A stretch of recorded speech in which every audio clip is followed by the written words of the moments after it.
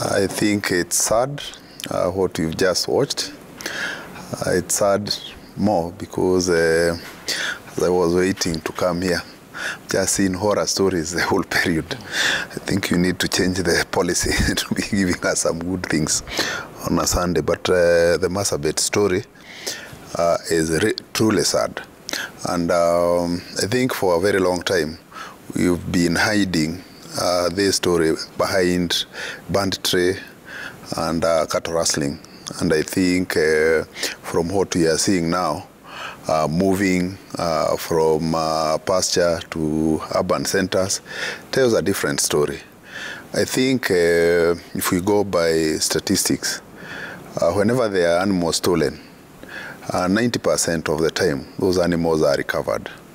And it tells you that this fight is not about animals because they are usually recovered. And what we have seen is the two main communities trying to expand their territories, trying to use animals as a guise. But basically, there are a lot of leadership problems that we are having in Marsabit. We've had thousands and thousands of meetings with the political leaders and the opinion leaders of Marsabit, both in Marsabit and in Nairobi and outside Marsabit, Nanyuki. We've even taken these people to see the president where they signed a peace accord. And the demands that they keep putting across are met most of the time. Like you have seen in the pictures, there is heavy deployment of security officers. So basically, when it is not principally a security problem, it doesn't emerge from a security problem, but it manifests itself by people being killed, people being displaced.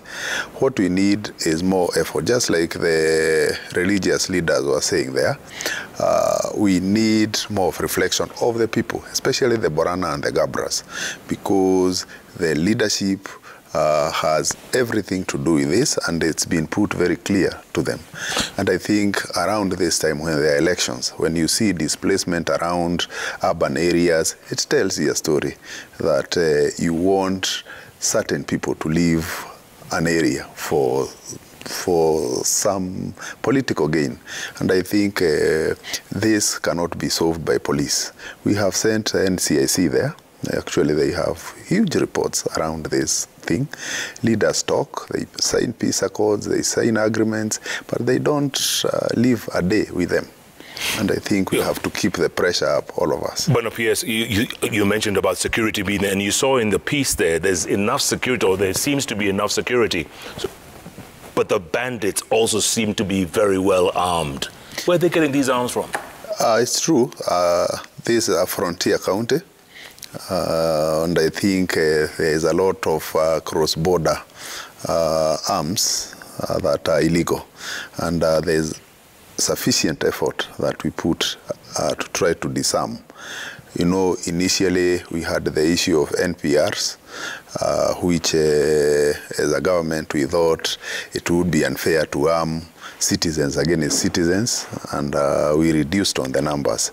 But when you look at the terrain, when you send people who are not very familiar with the terrain, then because the bandits normally people from that area who know the geography very well, and that is why we are revisiting the issue of NPRs, so that we also use them to back up the security forces as the front line, because they know the terrain and they actually even know the attackers.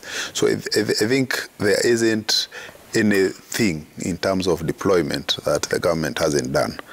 But remember, if you use very heavy and big force on these are still Kenyans.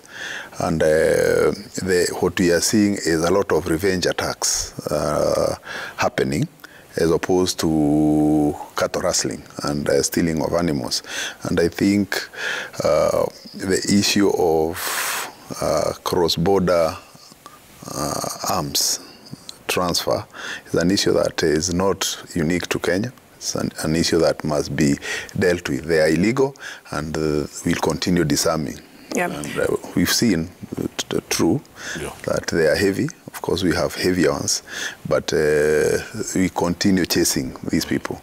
And you talked about patterns, Bwana PS, in terms of, you have the peace talks and then there's a fallout. Sometimes it manifests in this issue of banditry and, cattle rustling, but that's not the true problem. We've seen this in Laikipia, we've seen this in Baringo. And you see a lot of experts saying we need to change the long-term strategy. If this keeps happening year in, year out, there's different triggers, different drivers, if it's drought, if it's political cycles, what should be the strategy government uses to finally bring this to an end? I think, it's not just in 2022 that rains fail. They failed since time immemorial. These communities have lived with each other all the time, and they know how they solve this problem. When rains fail in one part, they know how they do their negotiations so that they can come do pasture. Then when rains come on their side, they return. They have their negotiations. But that seems to fail. And if you just mentioned Laikipia, we also know that there is too much pressure because the land tenure is coming to an end, and people have been convinced that if you push out these people, then this land becomes yours. And that's why you can see a lot of aggression. Even when we have very heavy deployment, you will see a lot of aggression. 1 week of calm, then because they want people to live under the belief that when the land tenure comes to an end, then they'll take the land.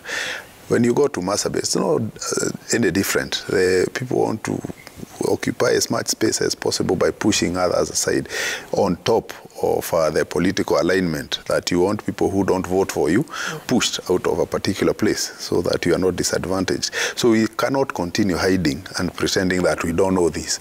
And that is why we bring these politicians to the table, we bring the opinion leaders to the table so that they themselves can tell us how they want to solve. And hence the many peace agreements and accords that they don't even obey because I don't think they have any interest. You know what, Bwana PS, you're right about that, because that doesn't even look like Kenya. Someone could be looking at those images and saying, this doesn't look like Kenya. And it's 2022. It looks like 1922. Yeah. Is there a solution to all this? Is there hope? I think the long-term solution, because you had asked that, is to change. Uganda tried this, and I think we have a complete blueprint on this. To change from, I keep saying, the most important meeting between a cow and the grass is that meeting.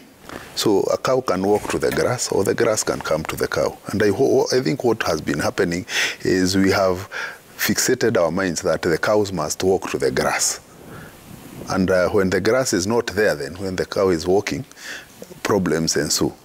And what we are proposing is, can you try slowly converting these people into farmers so that they don't have to rely on pastoralism throughout their lives? Because rains will fail, pasture will dry, and it will continue. And this has happened in Uganda, where slowly by slowly you've changed these people to farmers. And we have seen, for example, in West Pokot, a lot of effort that has been put by the current governor, where he is converting the pastoralists to become farmers. In fact, even if it's animals, he's giving them animals that are productive. And we have seen, if you look in the last 3-4 years, there is less and less of conflict in West Pokot because the governor has taken leadership to try to convert the people into small settlements and turn them to farmers. And that is what we must do for all these communities in the long term. And that will take some time, Bwana PS. And may I ask, in terms of immediate action, have you been to the ground to any of these hotspot areas? I've been to Baringo. I've not been to Marsabit, but our people are there all the time. My minister has been there many times. And I think, obviously, going there adds value, but understanding the problem is even more important. And that's why we try to bring these leaders as much as possible together to discuss this problem. And we have done that. In fact, we have a standing committee of NCIC, because this is not a conflict that is 100% security. It's just leadership. So what do we do with NCIC? They try to bring them together, try to engage, try to look at why are people not going to school, why are these people fighting every day. And we have reports that propose solutions. But for you to implement these proposed solutions, you need the leaders to commit themselves and to believe that there's a problem. And they seem non-committal on that. They seem not. You see, if leadership is not as strong, the best you can do from, because there isn't a police to a citizen application of law that will do to these people, because it's not 100% security problem. You won't go and deploy the APCs, deploy all the formed units to create peace there, because it's not mainly a security problem. It's a leadership problem, and it can only be solved by engagement, which we are doing. We have our peace elders. If you go to the formation of the Nyumba Kumis, we have actually almost completed in that place. NCIC is living in that place. They have actually some commissioners committed just to Marsabit, because we know the more we engage the leaders, the more likely we are to succeed. Yeah, absolutely. If there's no will, there's no way. But PS, we're going to take a break, come back and talk about border registration. Begins tomorrow. It's free of charge for the first 60 days. That's right. Are you listening, border riders? And also Huduma number rollout. We'll talk about that when we come back. We are live with the Principal Secretary in charge of Interior and National Coordination of Government, Karanja Kibicho. What are your questions to him and comments? Keep them coming at Koinangaja, at Vicky Rubadiri, at Citizen TV Kenya. The hashtag is Sunday Live. Sunday Live takes a break. We'll be back. In the meantime, coming up.